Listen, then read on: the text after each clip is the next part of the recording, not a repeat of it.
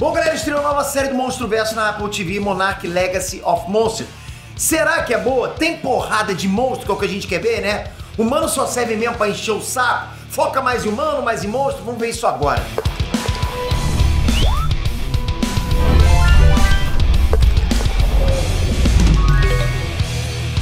Estranhos, Peter aqui! E Monstruverso tá de volta, hein, galera? Pra quebrar tudo, pelo menos a gente espera, né? Que quebre tudo. E o primeiro saborzinho de titã radioativo veio exatamente com a nova série da Legendary que conta o que aconteceu no intervalo de tempo entre o filme de 2014 e o filme de 2019. Ele teve esse gap aí de 5 anos.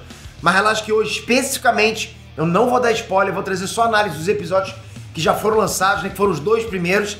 E dependendo do resultado desse vídeo, logicamente, a gente traz a série completa, episódio por episódio. Então, se você é fã de monstros gigantes, já manda um like, capricha e se inscreve, ok? Com o sininho ativado, porque aqui esse é o canal que mais cobre o Monstruverso dentro de todo o YouTube. Vamos lá.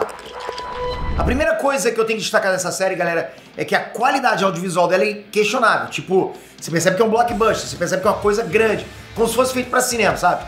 É tudo muito bem feito, desde os cenários montados, CGI muito bem feito, dos monstros, sabe?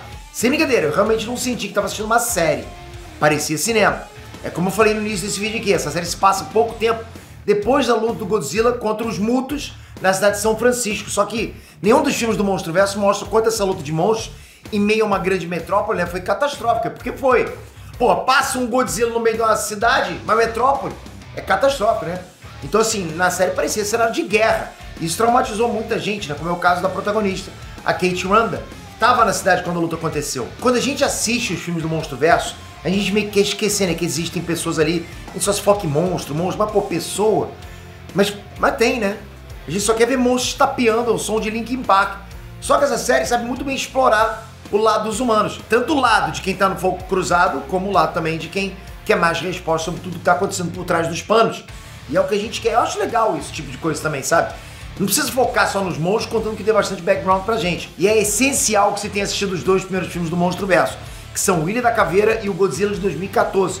Porque os personagens dessa série não só se conectam a esse contexto, como também se conectam aos personagens dos filmes. Essa série trabalha muito bem com as pessoas, sabe? O drama delas não é plano de fundo. O drama dá sentido pra tudo que tá rolando.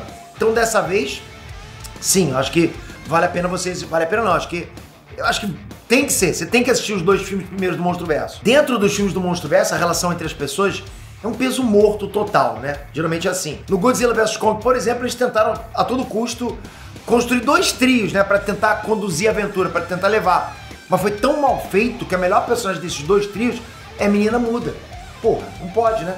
Mas agora é diferente na série Monarch. Eles também construíram uma relação entre 2 trios de pessoas. E as 2 relações são fantásticas entre as pessoas de cada trio. Sabe, funciona muito bem. A gente percebe que um completa o outro, ou seja, aprenderam com os erros. Perceberam que não estava funcionando lá, agora fizeram certinho. É quase um Naruto, Sasuke e Sakura. Ou Harry Potter, Hermione e Rony. Tá basicamente isso, trio bacana. Mas eu sei exatamente o que vocês estão pensando agora. Mas Peter e monstro teve? Teve também. Pareceu pouco, não vou negar, mas teve sim. Mas a aparição de monstro foi bem tímida, sabe?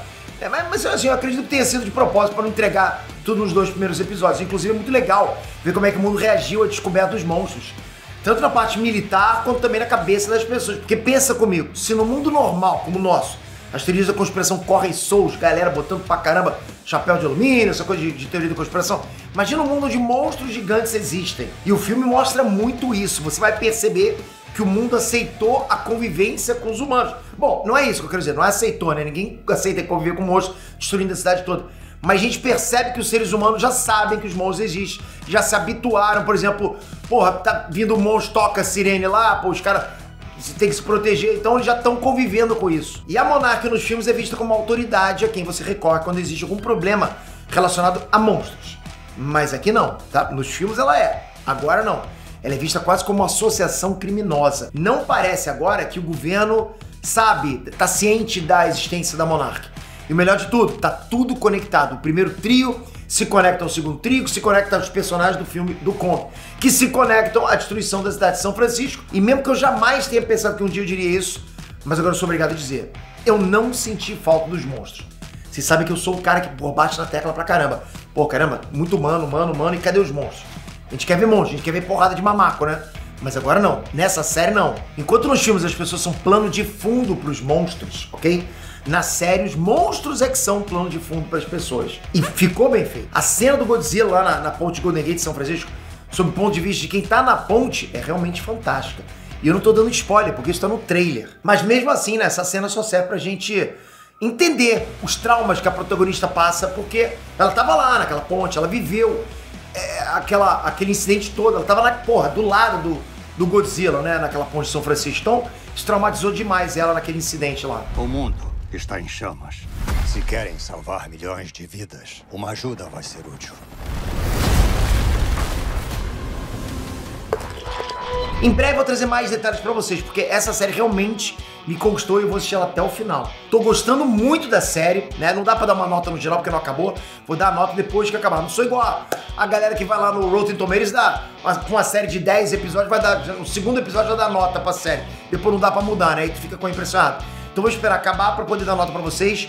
Mas por enquanto, o que eu vi, eu sugiro muito que vocês assistam, porque tá legal. Tá legal pra caramba. Então me aguarda aí pras próximas análises, dessa vez com spoiler, ok? As análises próximas vão ser com spoiler. Se você já assistiu, comenta aqui embaixo o que você achou. Se tá hypado também, tá hypado pra assistir? Comenta aqui embaixo. Toca aqui agora, se inscreve no canal e a notificação tem que estar ativa. Galera, esse é um canal não só de vídeos atemporais, mas de notícias também. Pra sempre a gente conversar do que tá rolando agora no mundo da cultura pop.